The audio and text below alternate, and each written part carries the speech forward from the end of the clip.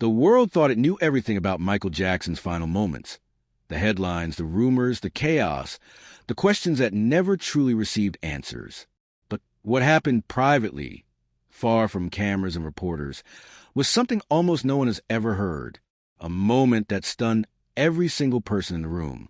A moment that revealed the one truth Michael hoped would never be forgotten. On the day of his private viewing, inside a silent, dimly lit room guarded by family, security, and the few people who had truly loved him, someone opened Michael Jackson's casket to confirm what the world would never see. What they found wasn't what anyone expected, because tucked carefully beneath the fabric covering his chest was a written confession, not typed, not printed, not prepared by anyone else. It was handwritten, Michael's own handwriting, shaky, faded, but still unmistakably his. And in that single note, Michael revealed something he had been hiding for decades. Something that changed the way his mother wept, the way his siblings stared at one another, and the way his closest friend whispered, "Oh my God, he carried this alone all these years." It wasn't money. It wasn't lyrics. It wasn't a secret project. It was a truth he had feared sharing while alive, a truth he hoped his family would protect once he was gone, a truth we will uncover tonight. Before we begin, make sure to subscribe, leave a like, and turn on notifications so you never miss our emotional and revealing stories about Michael Jackson.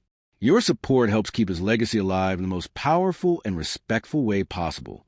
The sun had barely risen over Los Angeles when the Jackson family gathered inside the private viewing room at Forest Lawn. The air was heavy, as if the walls themselves understood the weight of the moment.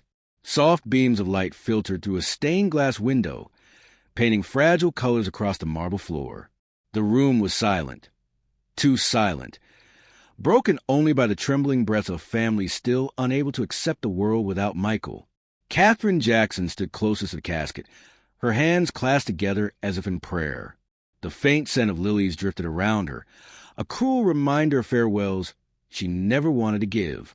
Beside her, Jermaine kept wiping his eyes, trying to hide the tears that kept returning no matter how hard he tried to stay strong. La Toya watched the floor, unable to look at the casket at all, while Prince, Paris, and Blanket clung to each other like they were afraid the moment they let go, their father would disappear a second time. No one spoke. No one moved. The funeral directors waited respectfully by the far wall, giving the family space. They weren't supposed to open the casket again. Everything had been arranged days earlier. Everything was final. But Katherine had asked for this. She needed one last moment with her son, not the superstar, not the legend, her child. "Are you sure, Mrs. Jackson?" the director asked softly. "It may be difficult." Katherine didn't look away from the casket. Her voice came out faint but steady. "I need to see him. One more time." Michael's children tightened their grip on each other. Paris bit her lip, so hard it turned white. The director nodded, placed a gloved hand on the polished lid, and looked at the family for permission. Katherine closed her eyes. "Open it." The hinges released with a soft metallic sigh, and the lid lifted slowly. Everyone held their breath. Even the room itself felt like it froze. And then they saw him.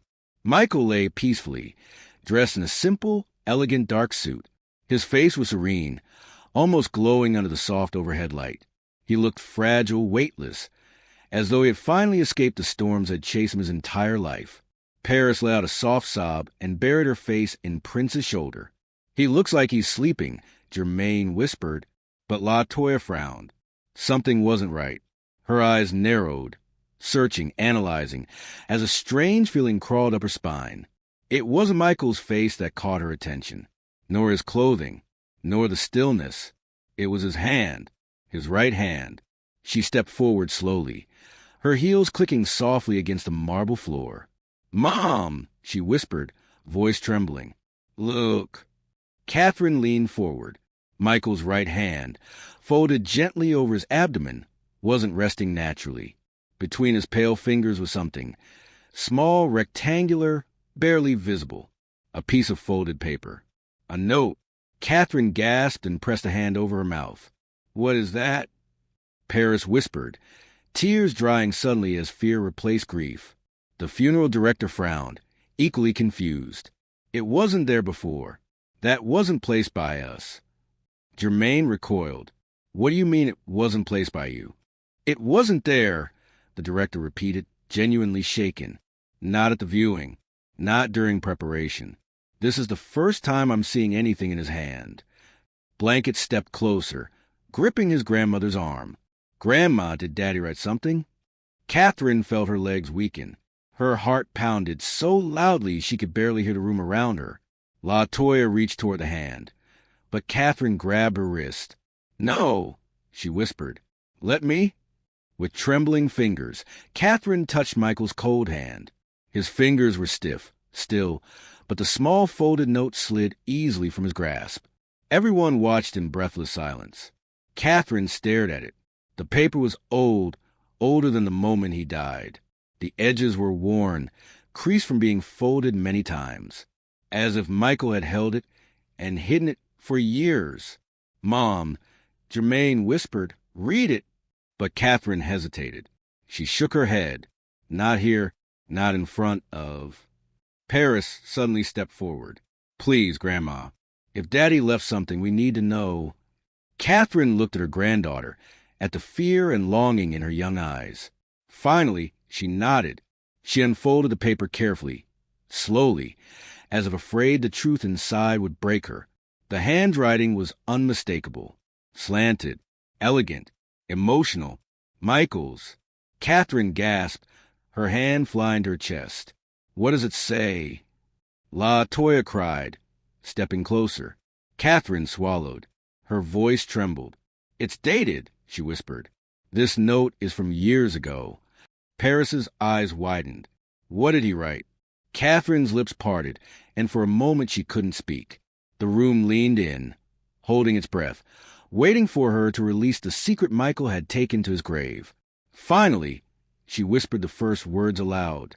If you're reading this, it means I couldn't protect the truth any longer. A collective shiver passed through the room. Paris covered her mouth. Prince's knees buckled. La Toya whispered, Truth? What truth?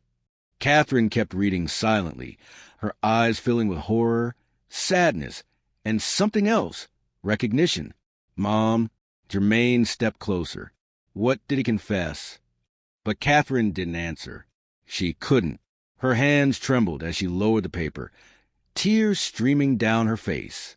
Michael Jackson's final message, hidden in his hand, written in his own ink, was not just a confession. It was a warning, and it was only the beginning. The room felt heavier with every passing second. What had begun as a formal, carefully controlled moment was now spiraling into something no one had anticipated. The people standing closest to the casket, family members, legal representatives, a handful of doctors, and trusted aides, remained frozen in place, their eyes locked on an interior they were never meant to see again. Michael Jackson lay there peacefully, dressed in the dark suit chosen with quiet care by his family. His face was calm, almost serene, but it was not his appearance that had caused a sudden shift in the room's energy. It was the paper. A folded document rested against his chest, carefully placed beneath his hands, as if Michael himself had positioned it there. It wasn't part of the official records. It hadn't been mentioned in any checklist. And yet, there it was, undeniable, deliberate, and deeply unsettling. Catherine Jackson was the first to move. Her breath caught as she stepped forward, her hands trembling slightly despite the strength she had learned to carry over decades of pain and resilience. She stared at the paper, already knowing, on a level deeper than logic, that this was something her son had intended to be found. Michael, she whispered, her voice barely audible. One of the doctors cleared his throat nervously. Mrs. Jackson, we don't have any documentation of this being placed here. That's because he didn't want documentation, she replied softly, never taking her eyes off the paper. A legal representative shifted uncomfortably. We should be careful. If this is a personal item... It is personal, Catherine interrupted, finally lifting her gaze. Her eyes were wet but steady. That's exactly why it matters. Silence returned to the room. Slowly, with the same tenderness she had used when holding Michael as a child, Catherine reached into the casket and removed the folded paper. Her fingers traced the edges as if she were afraid it might vanish if she moved too quickly. She unfolded it. The handwriting was unmistakable. Michael's. Neat, but emotional. The letters pressed firmly into the page, as if written during a moment of intense clarity. The date at the top made several people inhale sharply. It wasn't recent. It had been written years earlier. Catherine's lips parted as she read the first line, her hands tightening around the paper. "This isn't a will," one of the attorneys said quietly, peering over her shoulder. "This doesn't follow any legal structure." Catherine shook her head. It was never meant to.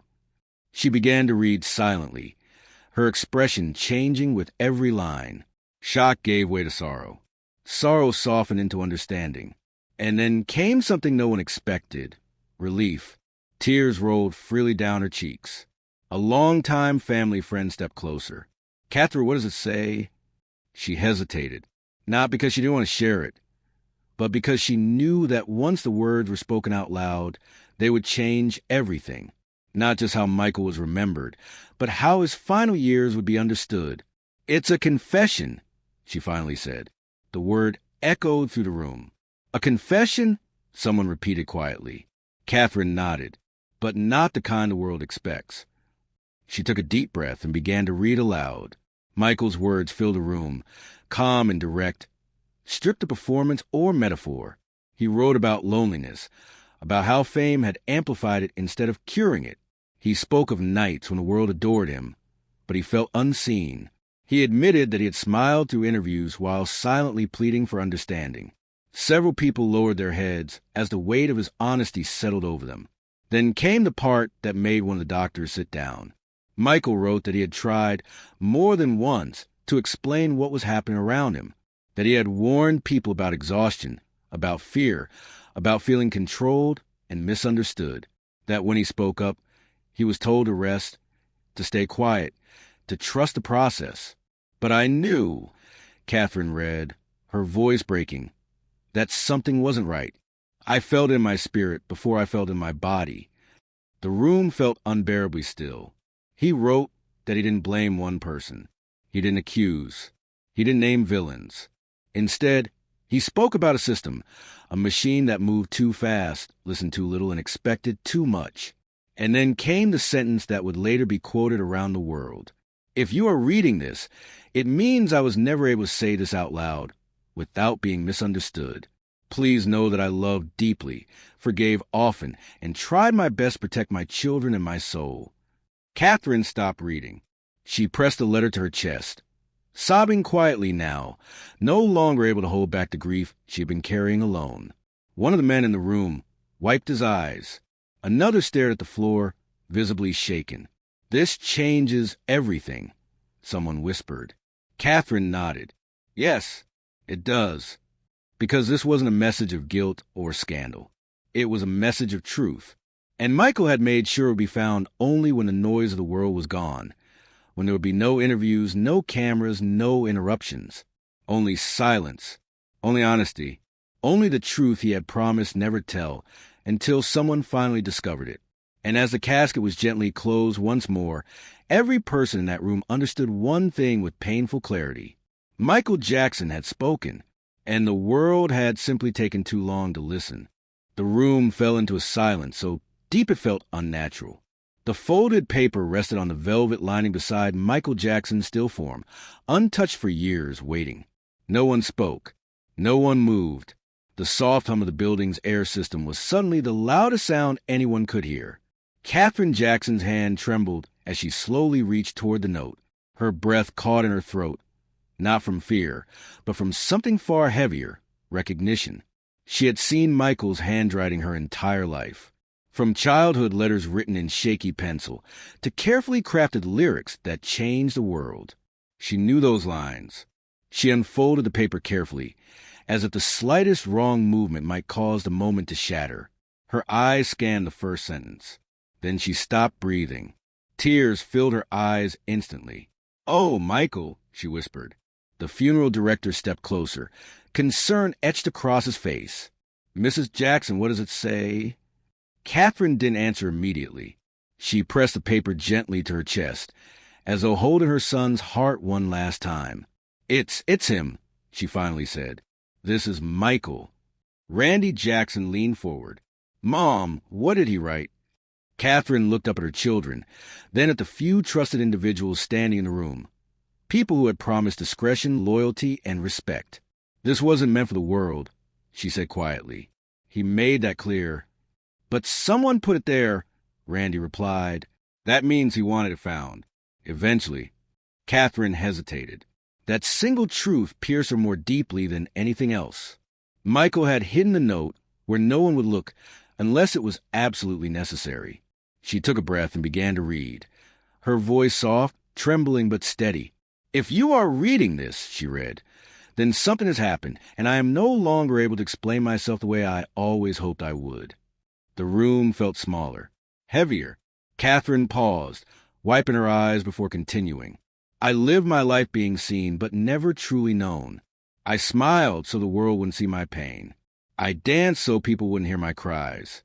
I gave everything I had because I believed love could heal anything." A quiet sob escaped from one of Michael's siblings. Catherine continued, "But there are truths I was never allowed to say out loud. Not because I was afraid, but because the world wasn't ready to listen." Randy clenched his jaw. "He was trying to tell people," he muttered, "for years." Catherine nodded slowly. The funeral director shifted uncomfortably. "Mrs. Jackson, are you sure you want to?" "Yes," she said firmly. "My son deserves to be heard." She went on. "I was controlled, judged, and punished for being different, for being sensitive, for being kind in a world that only understands strength when it is loud." The words cut deep. Catherine's voice broke as she read the next lines. "I forgave people who never apologized. I protected people who never protected me. And I stayed silent so my children would never grow up surrounded by hatred." At the mention of Michael's children, the room seemed to ache. Paris, Prince, Blanket. Catherine paused again, her hands shaking now. "This letter is not an accusation," she read softly. "It is a confession. I loved too deeply, trusted too easily, and carried more pain than anyone ever saw." One of the brothers turned away, unable to hold back tears. Randy whispered, "He was always carrying it alone." Catherine nodded. The final lines made her gasp. "If there is one thing I want remembered, it is this. I was not broken. I was wounded, but I chose love anyway. Please do not let the world rewrite who I was. I know the truth. God knows the truth. And one day, the world will too." The room stood frozen. No one spoke. No one moved. The weight of the letter pressed down on every soul present. The funeral director finally broke the silence. This changes things." Catherine folded the paper slowly, carefully, as if returning it to Michael himself. "Yes," she said, "it changes everything." Randy looked at her. "What do we do with it?" Catherine's gaze drifted back to her son's face. Peaceful, still, silent. "For now," she said, "we protect it, just like he protected everyone else." "But what if it leaks?" someone asked quietly. Catherine turned, her voice calm but unwavering. "Then the world will finally hear him." She reached out and gently adjusted the cuff of Michael's sleeve, noticing something no one else had yet seen. A faint indentation on his wrist, a crease in the fabric, as if something else had been there once, but removed. Her breath caught. "Wait," she said suddenly. Randy leaned in. "What is it?" Catherine's eyes narrowed slightly, fear and realization mixing in her expression. "This letter wasn't alone," she said slowly. "Michael always did things in pairs. Balance. Meaning." She looked up, her heart pounding. "If this was here..." Her voice dropped to a whisper. "Then there's something else. And someone took it." The room went cold. Because suddenly, this was no longer just a hidden confession. It was a mystery. And someone, somewhere, had known exactly where to look. The room felt sealed off from the rest of the world. Heavy curtains blocked the windows of the private preparation chamber, muting the daylight outside. The air carried the faint scent of polished wood and antiseptic. Clean, controlled, almost sterile. Yet nothing about this moment felt calm. Michael Jackson's casket rested at the center of the room, surrounded by a small circle of people who'd been cleared to be there. a mortuary director sworn to confidentiality, 2 legal representatives of the estate, a family liaison, and 1 physician assigned to certify final documentation. No cameras, no press, no outsiders. This was not meant to be a spectacle. It was meant to be procedural. But procedures have a way of collapsing when truth shows up uninvited. The mortuary director cleared his throat. Before final sealing, he said carefully, we must verify personal effects. Anything found must be logged. One of the lawyers nodded, distracted, already flipping through a clipboard. Proceed. The lid was open just enough to allow access, not for viewing, not for ceremony. A respectful boundary, a final formality. Silence settled like weight. Then the physician leaned forward, his brow tightening. There's something here, he said quietly. The lawyer looked up. What kind of item? The physician hesitated. Paper, folded, in the inner pocket. A pause. That's not listed, the lawyer said. All personal belongings were removed at intake. The physician reached in slowly, carefully, as if afraid the moment itself might shatter. He withdrew a single folded sheet of paper, old, softened by time, creased repeatedly, like it had been opened and closed again and again. No one spoke. The mortuary director whispered, that shouldn't be there. The lawyer stood.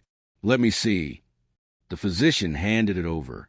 The paper was addressed in unmistakable handwriting, slanted, elegant, deeply familiar. To whoever finds this. The room changed instantly. The lawyer swallowed. We need to document this. But the family liaison shook her head. Read it. The lawyer hesitated, then unfolded the page. His hands trembled. He began to read aloud. If you are reading this, then I wasn't strong enough to say it out loud. I tried. I really tried. I warned people. I asked for help. I told them something was wrong. But the louder I spoke, the more they told me to be quiet. The words hit the room like a physical force. No one breathed. The lawyer continued, his voice lower now. I am not afraid of dying. I am afraid of being misunderstood forever. I am afraid that my children will grow up believing the stories instead of the truth. The physician felt his throat tighten. The lawyer paused and went on. I was not weak. I was tired. I was not broken. I was overwhelmed. And I was not alone, even when it felt that way. The family liaison pressed a hand to her mouth. The lawyer turned the page. There are things I couldn't say publicly.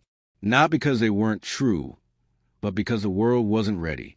People confuse silence with guilt. They confuse kindness with weakness. They never asked why I kept going. The mortuary director whispered, My God. The lawyer kept reading. If this letter is found, please understand this. I loved deeply. I trusted carefully. And I forgave more than anyone will ever know. But I also knew something wasn't right. The room seemed to shrink. The physician leaned closer. What does he mean? Knew something wasn't right? The lawyer didn't answer. He continued. I asked that this note stay with me because it was the only place I felt safe telling the truth. Not for the headlines. Not for the courtroom. But for history. A long, suffocating silence followed. Then the final paragraph. Tell my children I fought. Tell my mother I tried. And tell the world that sometimes the truth doesn't scream. Sometimes it waits. The lawyer's voice broke on the last word. The paper slipped slightly in his hands. No one moved. No one spoke. The physician was the first to break the silence. This changes things, he said quietly. The lawyer nodded, stunned. This wasn't meant to be public. But it exists, the family liaison said. And now it's documented. The mortuary director exhaled slowly. You understand what this means, don't you? They all did. If this letter became known, it would reopen questions the world had rushed to close. It would challenge narratives that had hardened into belief. It would force people to reconsider what they thought they knew about Michael Jackson's final days. And that was exactly why it had been hidden. The lawyer folded the letter carefully and placed it back into a sealed evidence sleeve. This cannot leak, he said firmly. Not yet.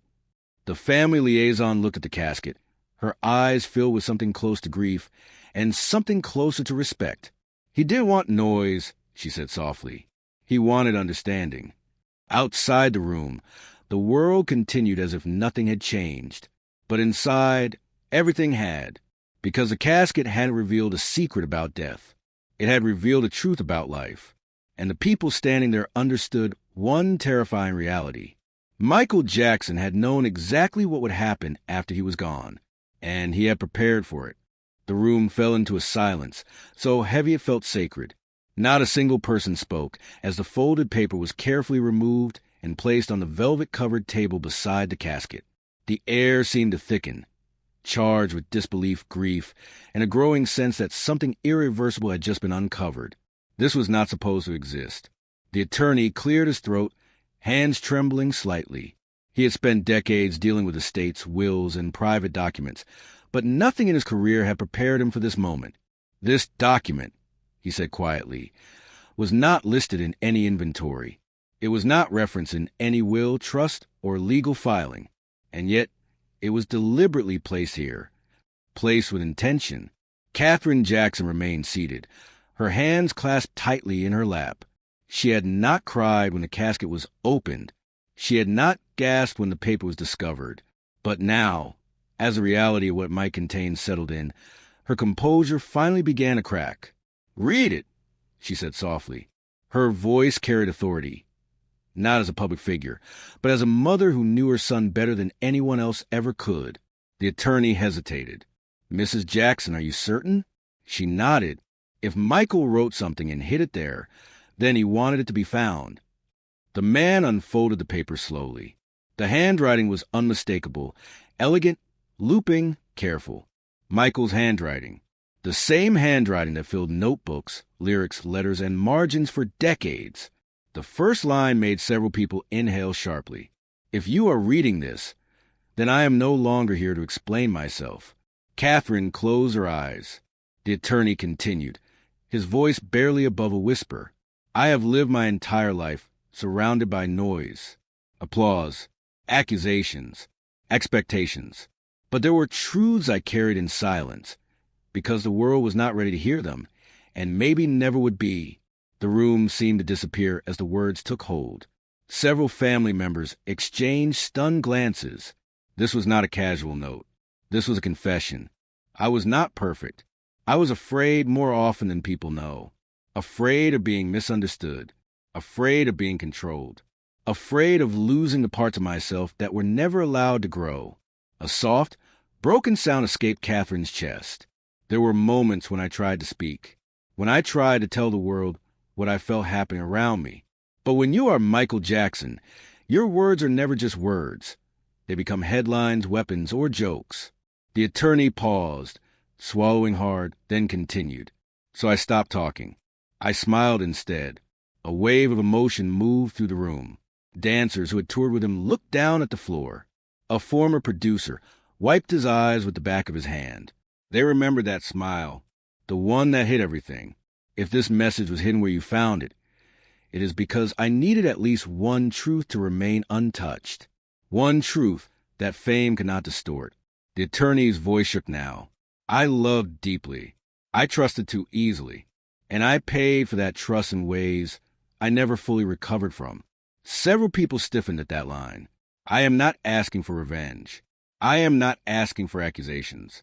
I am asking for understanding. Katherine reached forward, her fingers brushing the edge of the table as if trying to reach her son across time. Please protect my children from the same noise that consumed me. Let them be known for who they are, not for who the world wants them to be. Tears rolled freely now. And please remember me not as a mystery, but as a human being who wanted peace more than anything else.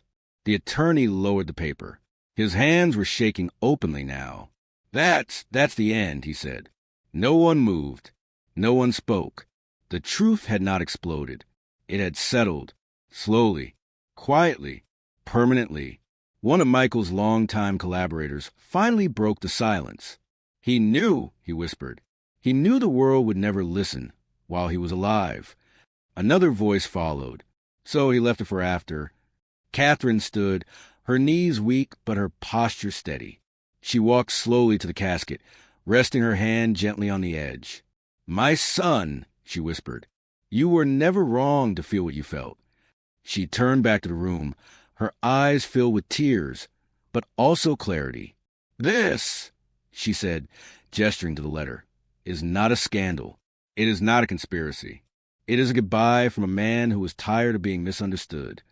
The attorney nodded solemnly. This document will remain private unless the family decides otherwise. Catherine shook her head slowly. No, she said, not all of it. The world doesn't need every detail, but they need to know one thing. She looked around the room. That Michael Jackson tried to tell the truth, and when he couldn't, he trusted time to do it for him. As the casket was gently closed once more, the atmosphere changed. The fear, the shock, the confusion, all of it gave way to something quieter. Respect, understanding, and a realization that the greatest surprise that day was not what was found, but who Michael Jackson truly was when no one was watching. The room was silent in a way no one had ever experienced before. It wasn't the silence of grief alone. It was the silence of realization. The document lay open on the table, its pages carefully preserved, the ink unmistakably Michael Jackson's. Not typed, not dictated, written by hand, line after line, deliberate and personal, as if he knew these words would one day have to speak for him.